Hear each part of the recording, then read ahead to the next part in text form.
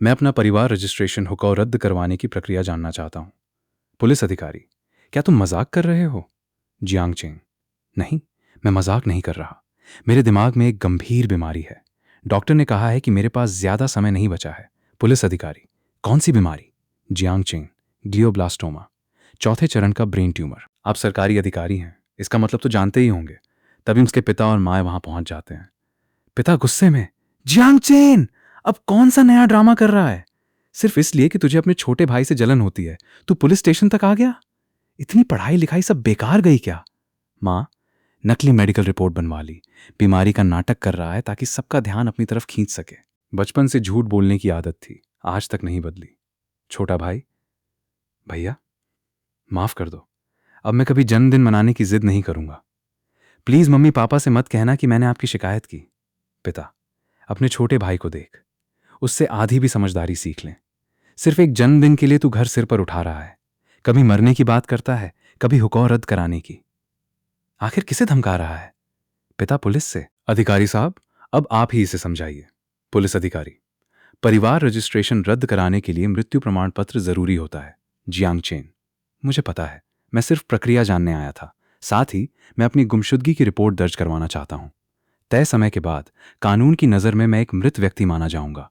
पिता उसका हाथ पकड़ते हुए, बदतमीज, मेरे जीते जी मेरा बेटा अपनी गुमशुदगी दर्ज कराएगा। तूने मेरी इज्जत मिट्टी में मिला दी।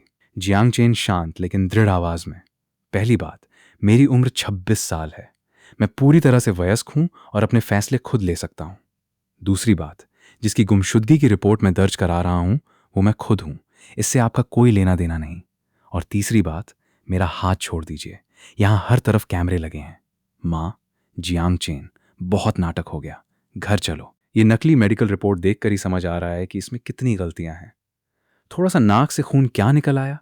खुद को किसी फिल्म का हीरो समझने लगा। जियांग चेन, माए, मेरे पेशे का मजाक मत उड़ाइए। आप खुद फॉरेंसिक डॉक्टर हैं, इन रिपोर्टों को मुझसे बेहतर समझ सकती हैं। अगर आपको लगता है कि ये नकली हैं तो खुद जांच कर लीजिए। मां रिपोर्ट हाथ में लेती है। कुछ पल बाद उनका चेहरा पूरी तरह सफेद पड़ जाता है। मां कांपती आवाज में, ये कैसे हो सकता है? रिपोर्ट में साफ लिखा था, ग्लियोब्लास्टोमा ग्रेड 4। बीमारी बहुत देर से पकड़ में आई, अब ऑपरेशन संभव नहीं है। रेडियोथेरेपी और कीमोथेरेपी सिर्फ कुछ समय बढ़ा सकती हैं। किस्मत अच्छी रही तो 6 महीने, नहीं तो 3 महीने। मां, नहीं, ये नहीं हो सकता। जरूर कोई गलती हुई है। किस अस्पताल में दिखाया था? कौन सा डॉक्टर था? मैं अभी बात करती हूँ। जियांग चेन, शहर के अस्पताल के न्यूरोसर्जरी विभाग के प्रमुख डॉक्टर ली। आपके इतने संबंध हैं, चाहे तो अभी फोन करके पुष्टि कर सकती हैं। मां तुरंत अस्पताल के न्यूरोसर्जरी विभाग के प्रमुख डॉक्टर को फोन करती हैं। मां, डॉक्टर वांग, मुझे एक बात की पुष्टि करनी है।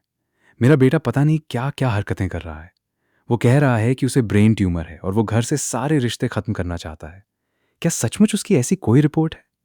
कुछ देर फोन पर बात करने के बाद मां के चेहरे का रंग उड़ जाता है। डॉक्टर, रिपोर्ट बिल्कुल असली है। आपके बेटे को चौथे चरण का ग्लियोब्लास्टोमा है। बीमारी अंतिम अवस्था में है। ये सुनते ही मां के हाथ कांपने लगते हैं। पिता फिर भी मानने को तैयार नहीं थे। उन्होंने पुलिस से पूछा, अगर वो हमारा बेटा है तो क्या हम उसे रोक नहीं सकते? पुलिस अधिकारी ने शांत स्वर में कहा, वो 26 वर्ष का वयस्क है।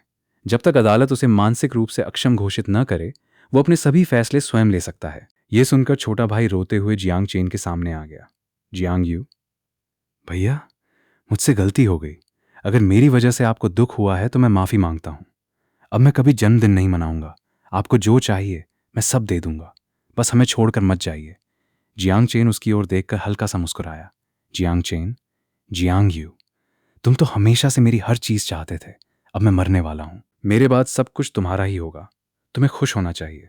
फिर रो क्यों रहे हो? आसपास भीड़ जमा होने लगी।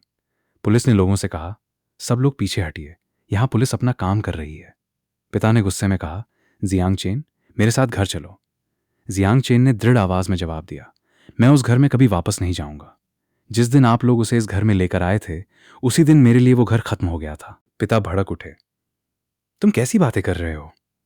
हमने तुम्हें पाला, खिलाया, पढ़ाया। आज अपने पैरों पर खड़े हो गए तो हमसे हिसाब मांग रहे हो?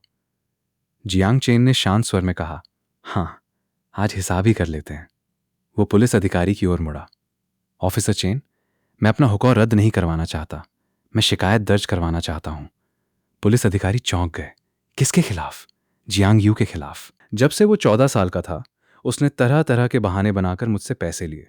कभी स्कूल फीस, कभी ट्यूशन, कभी जेब खर्च, कभी गेम के सामान के लिए। मैं पिछले 4 साल से नौकरी कर रहा हूं। सिर्फ उन्हीं पैसों का हिसाब लगाऊं तो उसने लगभग 2 लाख युआन मुझसे लिए हैं। इसके अलावा मेरी जानकारी के बिना मेरे बैंक कार्ड की अतिरिक्त कार्ड से उसने 50,000 युआन की एक महंगी घड़ी भी खरीदी। क्या ये चोरी नहीं मानी जाएगी? जियांग यू घबरा गया। भैया, वो सारे पैसे आपने अपनी मर्जी से दिए थे, और घड़ी के बारे में मुझे लगा था कि मम्मी पापा ने अनुमति दे दी है। जियांग चेन ने उसकी आंखों में देखते हुए कहा, क्या हर बार तुमने ये नहीं कहा था कि अगर मैं पैसे नहीं दूंगा तो तुम मम्मी पापा से कह दोगे कि मैं तुमसे प्यार नहीं करता? इसके बाद उसने पुलिस अधिकारी से पूछा, ऑफिसर, क्या अब मामला दर्ज करने के लिए पर्याप्त सबूत हैं?